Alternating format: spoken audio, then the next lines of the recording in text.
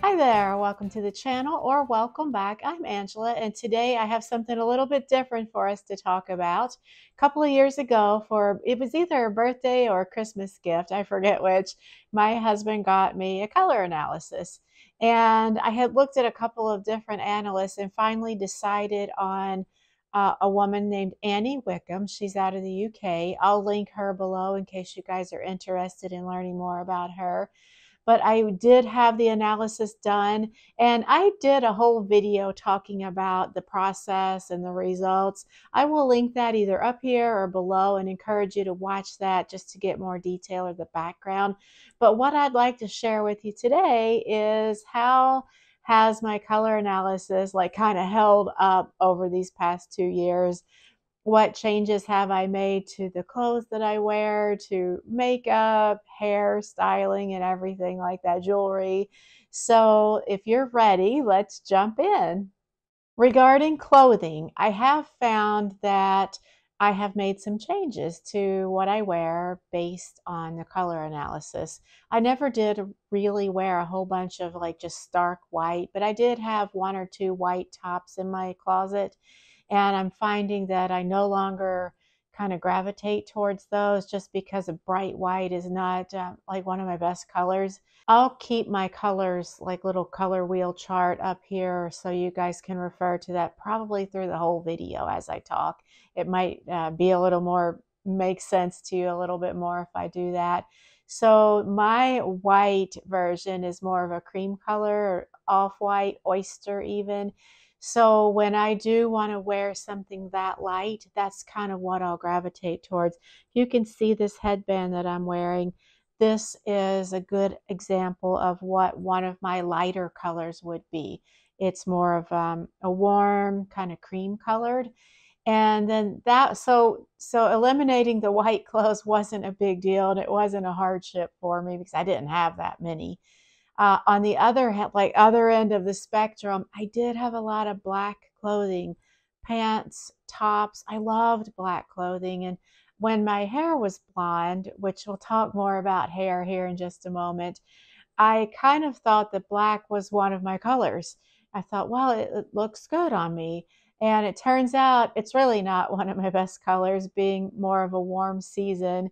And I am having kind of a little hard time letting go of the black clothing in my closet.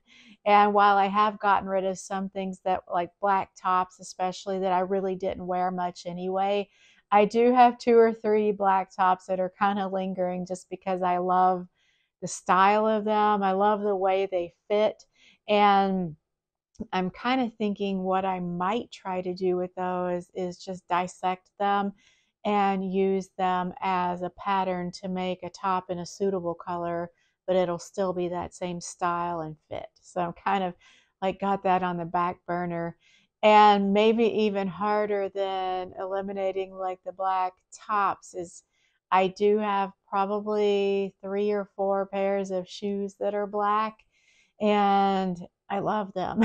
So they're still in the closet, and kind of what I'm thinking, in order to still incorporate them into what I wear on a daily basis, is to keep black pants. I do have a good pair of black pants that I love, and then choose a top that is in my color palette that maybe has hints of black in it or something like that, so it's closer to my face and the colors will be suitable, but I can still wear my black shoes and black pants.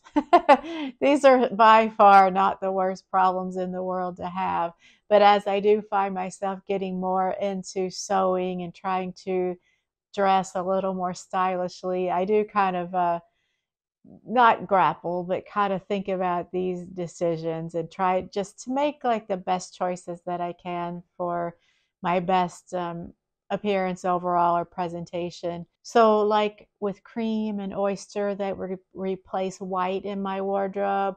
To replace the black, it's going to be more of a deep brown, even a brown gray.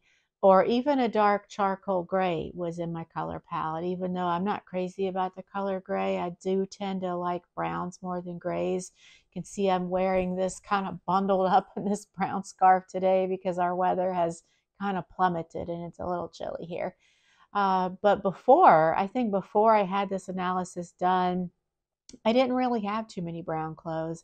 I had a lot of lighter taupe, cream colored, maybe beige, but not very much dark brown.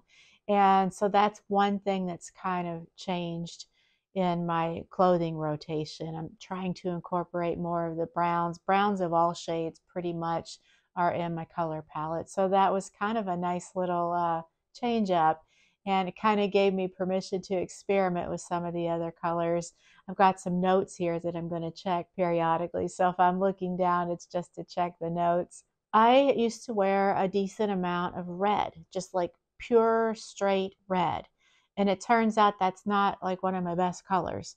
So I'm trying to transition more into like cranberry red.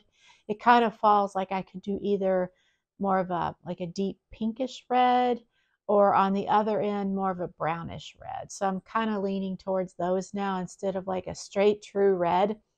And trying to phase those red tops out of my closet.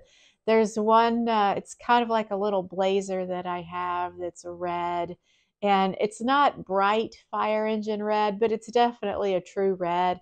And I really love that thing. And I'm probably not going to phase that out. So I kind of look at the color palette as a guideline, a set of like some little advice and some guidelines. Like, here's the colors that look best on you, but not hard and fast. If I really love something, I'm probably still going to wear it occasionally. Take it for what you will. And while we've mentioned colors that I'm kind of phasing out or not wearing as much of, there are a few colors that I'm phasing in and wearing more of that I was never like either drawn to or didn't think they suited me, but it turns out that they probably do.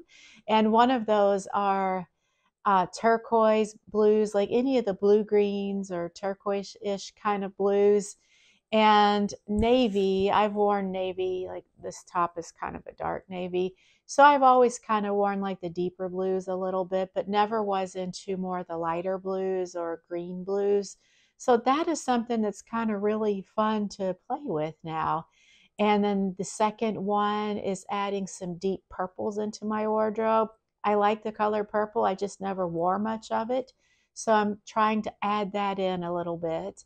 And the other one is more of a deeper gold. You'll see it in the picture up here. Yellow has never really been a great color for me, I felt.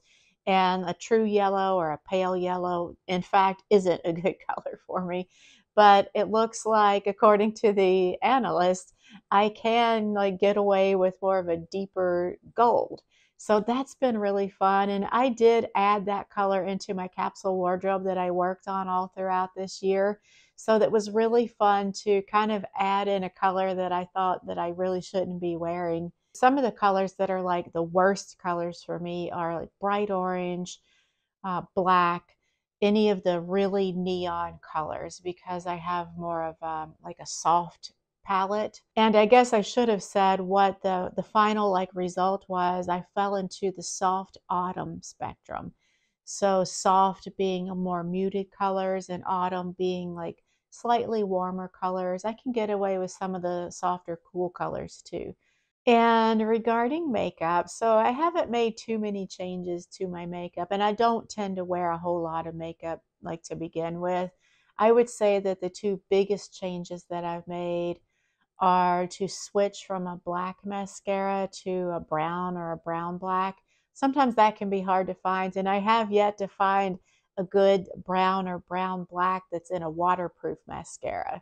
So the one that I'm wearing, I'll link it below. I like the way it goes on and the color of it, but it's definitely not waterproof. So I have to be very careful because it can smear. Like, not that I cry a lot, but if I tear up or something, it could smear or wipe my eyes. It's not like horrible or anything, but I just have to be aware that it's not waterproof, in fact. And I really don't wear too much eyeliner, but I did add in It's a darker green eyeliner. I just wear a little bit of it like around, the bottom lashes there. I'll link that one below too. Both the mascara and the eyeliner I just get off of Amazon. And the eyeliner, I think that was a specific recommendation from Annie, the color analyst. She did talk about makeup in the report and even listed a few specific products like brands and color names for me to try. So I thought that was like incredibly helpful. And now let's talk about hair. So for most of my adult life, I've kept my hair blonde with occasional little change ups where I'll do brown or a reddish brown. And that kind of has thrown me for a loop because I feel like being a soft autumn, that the blonde may not fit in. Like doing it more my natural color with some blonde highlights is better, but that's kind of been a real quandary for me. I still do like having blonde hair, and I'm sure I'll go back to that like come summertime or something like that, or like put in more blonde highlights. But I'm finding that going with the darker color, it really seems to go better with the soft autumn palette. And it's been a little bit of a change to get used to, but I'm really coming to like it a lot better. Obviously now I don't have much of a style going on, but you can kind of see, the color there. My natural color is sort of a medium brown, but it's not really a warm brown, surprisingly. It seems to be more of a cooler brown.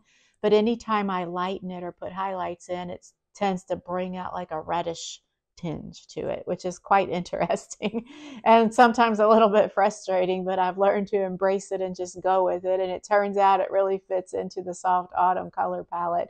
So who knew? And lastly, we'll talk about jewelry. And according to Annie, I can pretty much get away with most metal tones except for extremes, like really bright gold is not really good for me. So, what I'm kind of settling on, oh, and then previous to the report, I found myself wearing a lot of silver because I always thought I was on the cooler end of the spectrum. So, I wore silver a lot. So I still do wear some silver, but what I'm kind of leaning towards now and looking for anytime I buy new jewelry, whether it's earrings or a necklace, is, this is showing up, going with sort of a bronzy color or maybe a soft muted gold. I'm finding that I'm liking those and they seem to be more suitable for me. So that's another change that I've kind of made based on the color analysis report. And I still do wear my silver because I love it. I'm just trying to add in more variety. And I'm finding that because I'm adding in more of these mid-tone colors like copper, bronze, that it makes it a little bit easier to kind of mix the metals. I'm doing some rose gold, which I don't know if you guys can see these little thin bands that I'm wearing. So I'm finding that that looks pretty good with this bronzy color. So trying to mix the metals a little bit and keep it interesting and fresh and not stick with one. And that pretty much sums it up as far as how the color analysis has kind of influenced my choices and how I style myself with clothes, makeup, jewelry, and hair these past 2 years. And I probably should say that once I got the report back, I did not immediately start changing everything. I've gradually started making these changes as it comes time to buy something new. Like if I see a pair of earrings that I like, I kind of evaluate it. Oh, would that fit my color palette? Is it the best choice for me? Or as clothing wears out and I find myself replacing it or wanting a new sewing project, then I will definitely look to my color palette just to see like what would be the best choice and just try to use that as a guideline. So it definitely wasn't a complete overhaul of everything in my closet and my jewelry box at all. That I feel like if I had done that, it would have introduced more opportunity to make poor decisions while just living with the report, like reading it, looking at the colors pretty frequently, taking my little color card with me when I go shopping for either fabric or for clothes has kind of slowly brought about the changes. And it's been really fun, I have to say. And one thing that I think would be really, really fun is to have my colors done again using a different analyst. And especially now that like my hair is different, my makeup's a little bit different. And like, because when I had the first analysis done, like the only one, the one I'm talking about in this video, my hair was blonde for sure then. So I think it might be kind of interesting to have it done again by a different stylist or analyst just to see if there's any changes, if the new person like kind of agrees with the previous analyst, or if there are any new options out there, just to see how that would go. I'm telling you that having your colors done generally is not inexpensive, and I'm sure it depends on who you go to and the price range varies. And it's not something that I really feel like shelling out to have done a second time, but it would be a great gift idea if my hubby needed a gift idea for me. So I'm kind of always got that back there because I think it would be great fun just to see the side-by-side comparison of two different stylists or colorists. Have you guys had your colors done? If so, I would love to hear about it. Let me know in the comments. Were there any surprises for you? Are you making changes to what you wear and how you do your makeup and hair based on your results? I love hearing about this, and it's so much fun just to see how the process went for everybody. I kind of was turned on to this by Whitney over at Tomcat Stitchery. I was so enthralled after she had her color analysis done and the changes that she incorporated because of it. And that's kind of what prompted me, not right away, but after thinking about it, like, is this something I want to invest in, or would it be something my husband would want to get for me? And that kind of prompted me just to go ahead and get it done. And I would say if it's in your budget or in your means or wherewithal to have it done, that you might find it to be helpful as well. And that is about it for today. Thanks so much for hanging out with me. I love it when you guys hang out with me and comment in the comments. It's fun to interact with you guys. And I hope that you'll tune back in this weekend. I don't have anything specific planned yet, but what I'm thinking I might do this weekend with you guys is to show you the process that I'm using to try and pre-shrink a sweater knit that I bought from Mood Fabrics last year that I'm going to use to make a cardigan sweater out of. It has a little bit of wool in it, so I feel like it needs to be pre-shrunk, and I'm currently investigating all the different processes to do that. And that could be a fun thing to show you guys. So let me know if that's something you'd like to see, and I will talk to you then. Bye.